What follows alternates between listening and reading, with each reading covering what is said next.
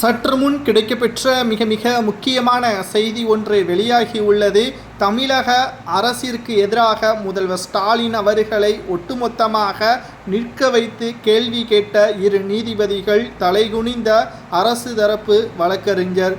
தமிழக தலைமை டாஸ்மாக் அலுவலகத்தில் கடந்த சில நாட்களுக்கு முன்பாக அமலாக்கத்துறை அதிகாரிகள் சோதனைகளை நடத்திய நிலையில் தற்பொழுது அந்த வழக்கை அடுத்த கட்டத்திற்கு கொண்டு செல்லக்கூடாது என்று தமிழக அரசு சார்பாக நீதிமன்றத்தில் மனு ஒன்றை தாக்கல் செய்தார்கள். அந்த வழக்கானது நேற்று விசாரணைக்கும் வந்தது.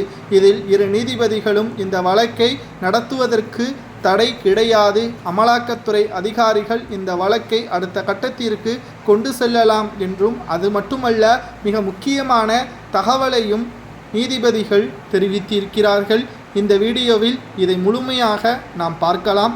வீடியோவை பிடிச்சிருந்தா ஒரு லைக் மற்றும் சப்ஸ்கிரைப் மட்டும் பண்ணிருங்க. தமிழக டாஸ்மாக் தலைமை அலுவலகம் உள்ளிட்ட பல்வேறு துறை சார்ந்த அலுவலகங்களிலும் அமலாக்கத்துறை அதிகாரிகள் மார்ச் 6ஆம் தேதி முதல் 8ஆம் தேதி வரை திடீர் சோதனையும் நடத்தினார்கள். இந்த சோதனையில் சட்டவிரோதமாக பல்வேறு ஆவணங்களையும் தமிழக அரசு மறைத்திருப்பதாகவும் டாஸ்மாக் வழக்கு தொடக்கப்பட்டது. அனைத்து தரப்பு வாதங்களும் முடிவடைந்த நிலையில் அடுத்த தீர்ப்பை நீதிபதி MS சுப்பிரமணியன், K ராஜன் அவர்கள் அமர்வு தள்ளி வைத்துள்ளதும் குறிப்பிடத்தக்கது.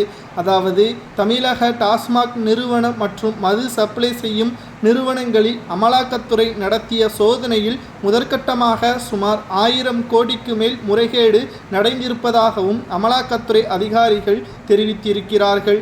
இந்த நிலையில்தான் அமலாக்கத்துறையின் நடவடிக்கையை எதிர்த்து தமிழ்நாடு அரசு தாக்கல் செய்த மனுவை விசாரிக்க உச்சநீதிமன்றம் மறுத்து செய்யவிட்டது என்றும், இந்த வழக்கை விசாரணை செய்ய முடியாது, அமலாக்கத்துறை அதிகாரிகள் தாராளமாக நடவடிக்கைகளை மேற்கொள்ளலாம் என்றும் நீதிமன்றம் உத்தரவை பிறப்பித்திருந்த நிலையில், அனுமதியின்றி டாஸ்மாக் அலுவலகங்களில் நடைபெற்ற சோதனை சட்டவிரோதமானது என அறிவிக்க கோரி தமிழக உள்துறை செயலாளரும் டாஸ்மாக் நிர்வாக இயக்குனரும் சென்னை உயர்நீதிமன்றத்தில் வழக்கும் தொடர்ந்தார்கள்.